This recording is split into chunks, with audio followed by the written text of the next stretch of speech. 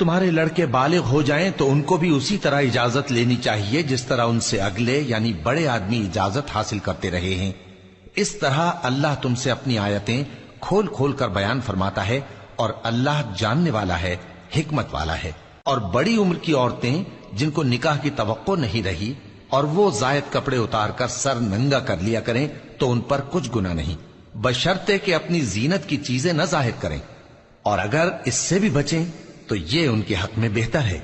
اور اللہ سنتا ہے، جانتا ہے۔ نہ تو اندھے پر کچھ گناہ ہے اور نہ لنگڑے پر اور نہ بیمار پر اور نہ خود تم پر کہ اپنے گھروں سے کھانا کھاؤ یا اپنے باپ دادا کے گھروں سے یا اپنی ماؤں کے گھروں سے یا بھائیوں کے گھروں سے یا اپنی بہنوں کے گھروں سے یا اپنے چچاؤں کے گھروں سے یا اپنی پھوپھیوں کے گھروں سے یا اپنے ماموؤں کے گھروں سے یا اپنی خالاؤں کے گھروں سے یا اس گھر سے جس کی کنجیاں تمہارے ہاتھ میں ہوں یا اپنے دوستوں کے گھروں سے، اور اس کا بھی تم پر کچھ گناہ نہیں کہ سب مل کر کھانا کھاؤ یا جدا جدا۔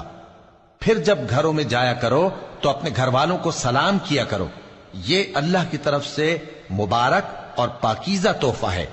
اس طرح اللہ اپنی آیتیں کھول کھول کر بیان فرماتا ہے تاکہ تم سمجھو۔ مومن تو وہ ہیں جو اللہ پر اور اس کے رسول پر ایمان لائے، اور جب کبھی ایسے کام کے لیے جو جمع ہو کر کرنے کا ہو پیغمبر کے پاس جمع ہوں تو ان سے اجازت لیے بغیر چلے نہیں جاتے۔ اے پیغمبر، جو لوگ تم سے اجازت حاصل کرتے ہیں وہی اللہ پر اور اس کے رسول پر ایمان رکھتے ہیں، سو جب یہ لوگ تم سے کسی کام کے لیے اجازت مانگا کریں تو ان میں سے جسے چاہا کرو اجازت دے دیا کرو، اور ان کے لیے اللہ سے بخشش مانگا کرو، کچھ شک نہیں کہ اللہ بخشنے والا ہے، مہربان ہے۔ مومنو،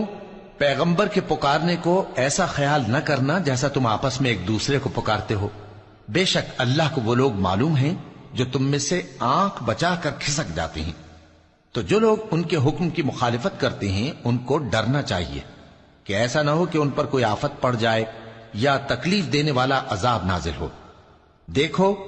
جو کچھ آسمانوں اور زمین میں ہے سب اللہ ہی کا ہے، جس طریق پر تم ہو وہ اسے جانتا ہے، اور جس روز لوگ اس کی طرف لوٹائے جائیں گے تو جو عمل وہ کرتے رہے وہ ان کو بتا دے گا،